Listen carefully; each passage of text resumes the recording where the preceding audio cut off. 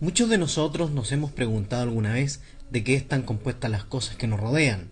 Por ello, comprender la composición de la materia ha sido desde tiempos remotos una inquietud de muchas personas. El origen de la teoría atómica de la materia se remonta al siglo V a.C., cuando los filósofos griegos Demócrito y Leucipo planteaban que el universo estaba formado, en último término, por una partícula indestructible y común a toda la materia, a la que llamaron átomo, del griego a, que significa sin, y tomos, división.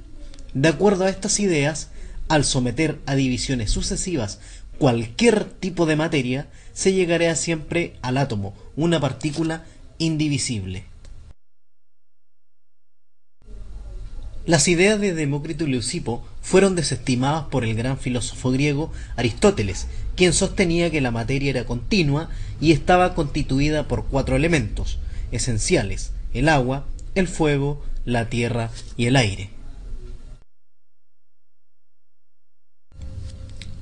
Los planteamientos de Aristóteles se mantuvieron por más de 2000 años, hasta que evidencias experimentales y el desarrollo natural del conocimiento llevaron a proponer en el año 1808 al inglés John Dalton su teoría atómica de la materia, en la que sostiene al átomo como una esfera compacta, indivisible e indestructible.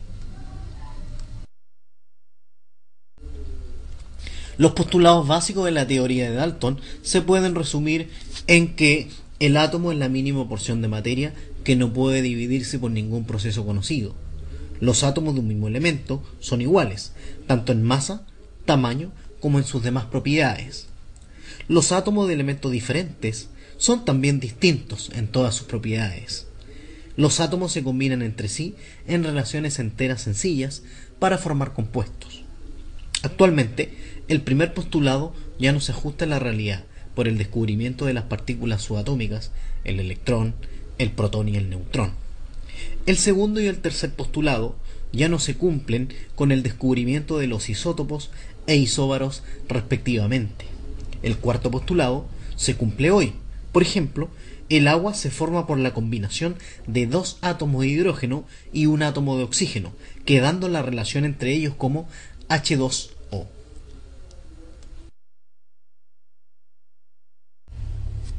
A fines del siglo XIX, los estudios y demostraciones que había de los fenómenos eléctricos eran pruebas que llevaban a sospechar que los átomos eran divisibles.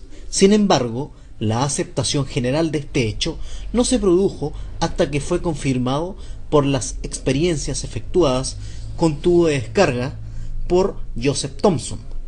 En el año 1897, Thomson ideó una serie de experiencias con los rayos catódicos que se observaban en los tubos de descargas. Al observar que estos rayos de luz eran desviados de su trayectoria rectilínea, tanto por un campo eléctrico como magnético, fue capaz de dilucidar su naturaleza. Como la luz ordinaria no es afectada por un imán, los rayos catódicos correspondían entonces a una propiedad de la materia y no de la luz. Así postuló que los rayos catódicos eran un haz de partículas negativas a las que se le llamó electrones. El descubrimiento del electrón indujo a Thomson a establecer su propio modelo atómico, en el que sostenía que el átomo era como una esfera de electricidad positiva, en donde se encuentran distribuidos los electrones. Su modelo atómico lo asemeja a un budín de pasas.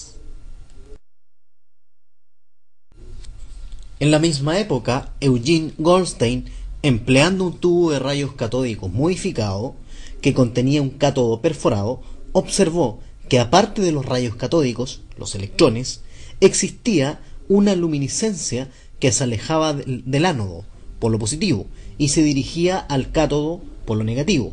A estos rayos los llamó rayos canales. Goldstein postuló que estos rayos estaban compuestos por partículas positivas, a las que posteriormente se les llamó protones.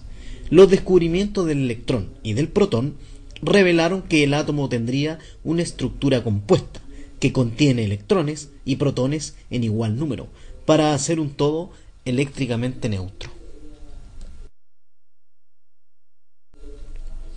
Con el fin de aclarar un poco más las características de la estructura interna del átomo, en el año 1909 Ernest Rutherford llevó a cabo, junto a sus colegas, un experimento notable, con el cual descubre el núcleo atómico.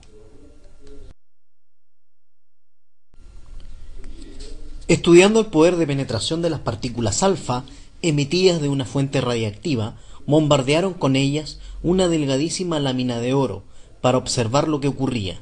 Los resultados de Rutherford fueron impresionantes. La mayoría de las partículas alfa atravesaba la lámina sin sufrir ninguna desviación y sin perder velocidad. Cuando las partículas alfa chocaban contra la pantalla, se producía un destello de luz. Algunas partículas eran desviadas. Una de 1.000.000 eran desviadas en un ángulo de 90 grados. Solo una pequeña fracción de las partículas eran fuertemente repelidas por la lámina e invertía su trayectoria con un ángulo de 180 grados. Así, Rutherford propuso un modelo atómico en el que sostenía que el átomo está constituido por un núcleo central, que es la región donde se encuentran las cargas positivas, y alrededor se encuentra el electrón.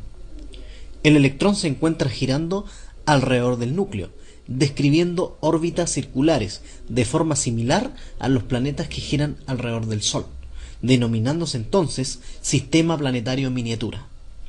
La fuerza centrífuga que desarrolla al girar el electrón contrarresta la fuerza de atracción electrostática que ejerce el núcleo positivo sobre el electrón negativo. El diámetro del átomo es aproximadamente unas 10.000 veces mayor que el diámetro del núcleo.